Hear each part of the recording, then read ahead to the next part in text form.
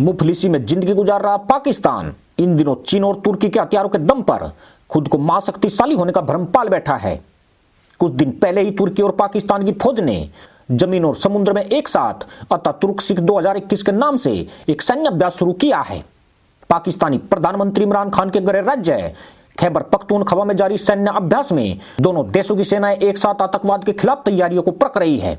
तुर्की के पड़ोसी देश ग्रीस की मीडिया में तो ऐसी खबरें आ रही हैं कि ये दोनों देश साथ मिलकर कश्मीर के खिलाफ साजिश भी रच रहे हैं।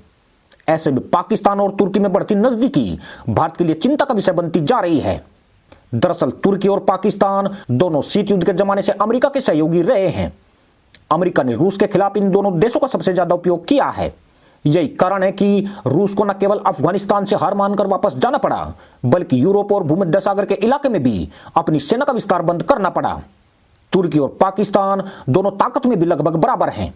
इन दोनों देशों में सबसे बड़ी समानता इनका धर्म इस्लाम है। पाकिस्तान के प्रधानमंत्री इमरान खान और तुर्की के राष्ट्रपति रेसिप तैयब एर्दोगन दोनों ही इस्लामी मुल्कों का नया खलीफा बनने की कोशिश में जुटे हैं। 1947 के भारत पाकिस्तान के बंटवारे के बाद तुर्की का झुकाव पाकिस्तान की ओर ज्यादा हो गया था। इस्लाम के नाम पर उदय हुए पाकिस्तान ने तुर्की के साथ दोस्ती में अपना उज्जवल भविष्य देखा था। तुर्की में रह रहे कुर्द, अल्बानिया और अरब जैसे तुर्कों के बीच पाकिस्तान की स्वीकार्यता में इस्लाम ने बड़ी भूमिका अदा की।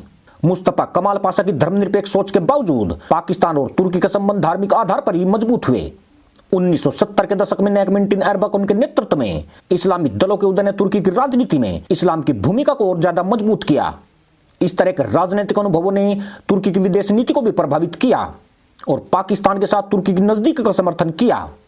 साल 1954 में पाकिस्तान और तुर्की ने शाश्वत मित्रता की संधि पर हस्ताक्षर किए। तुर्की पाकिस्तान को हथियारों की सप्लाई करने वाले देशों में अभी चौथे स्थान पर है, लेकिन दोनों देशों के बीच रक्षा संबंध जिस तेजी से बढ़ रहे हैं उससे वह दिन दूर नहीं है जब पाकिस्तान अपने आधे से अधिक हथियार इसी देश से खरीदेगा। पाकिस्तान वर्तमान में सबसे ज्यादा हथियार अपने सदाबहार दोस्त चीन से खरीदता है। 2018 में तुर्की की सरकारी डिफेंस कॉन्ट्रैक्टर फर्म एसफेट इंक के साथ पाकिस्तानी मिलिट्री ऑफ टेक्नोलॉजी ने मैग्नम परियोजना के तहत एडा क्लास के 4 युद्धपोतों के लिए करार किया था।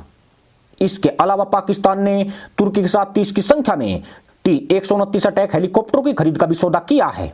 तुर्की और पाकिस्तान सिर्फ रक्षा संबंधों में ही नहीं बल्कि कूटनीतिक स्तर पर भी एक दूसरे का आंख बंद करके समर्थन करते हैं। हाल में ही जब ग्रीस के साथ भूमध्य सागर में सीमा विवाद हुआ तो पाकिस्तान ने बिना सच्चाई जाने खुलेआम तुर्की के पक्ष में समर्थन का ऐलान कर दिया था। इतना ही नहीं, भूमध्य सागर में पाकिस्तान और तुर्की की नौसेनाओं ने युद्धाभ्यास करके एकजुटता का ऐलान भी किया है। इसके बदले में तुर्की कश्मीर के मामले में पाकिस्तान का खुला समर्थन करता है। तुर्की के राष्ट्रपति एर्दोगन तो इस मुद्दे को संयुक्त राष्ट्र के मंच पर भी उठा चुके हैं। एर्दोगन ने फरवरी 2020 में कहा कि यह मुद्दा तुर्की के लिए उतना ही महत्वपूर्ण है जितना कि पाकिस्तान के लिए बना हुआ है। Syrian observatory for human rights और हावर न्यूज ने हाल की रिपोर्टों में दावा किया है कि तुर्की सीरिया में सक्रिय अपने भाड़े के लड़ाकों के संगठन सादात को कश्मीर में तैनात करने की प्रक्रिया में है। सादात का नेतृत्व एर्दोगन के सैन्य सलाहकार अदनान तनवीरदी करता है, जिसने कश्मीर में बेस तैयार करने के लिए कश्मीर में जन्मे सैयद गुलाब नबी फई नाम के आतंकी को नियुक्त किया है। फई पाकिस्तानी खुफिया एजेंसी ISI के पैसों पर भारत के खिलाफ भाड़े के सैनिकों की भर्ती करने और टैक्स चोरी के लिए अमेरिका की जेल में 2 साल की सजा काट चुका है। यह कट्टरपंथी संगठन जमाते इस्लाम का भी सक्रिय सदस्य है। फई ने अमेरिका में कश्मीर के खिलाफ साजिश रचने के लिए अमेरिकी काउंसिल ऑफ कश्मीर की स्थापना की थी। इस संस्था की फंडिंग पाकिस्तान की खुफिया एजेंसी ISI करती है। इस बात की पुष्टि खुद अमेरिका की FBI ने भी की है। पाकिस्तान अपने दोस्त तुर्की को परमाणु बम बनाने में भी सहायता कर रहा है। ग्रीस के सैन्य विशेषज्ञों ने इस्लामाबाद और अंकारा की इस बढ़ती नजदीक का भंडाफोड़ करते हुए दुनिया को इसकी चेतावनी भी दी थी। एर्दोगन ने सितंबर 2019 में एक भाषण में कहा था कि कुछ देशों के पास 1-2 नहीं बल्कि कई परमाणु मिसाइलें हैं और हमारे पास आज एक भी ऐसी मिसाइलें नहीं है।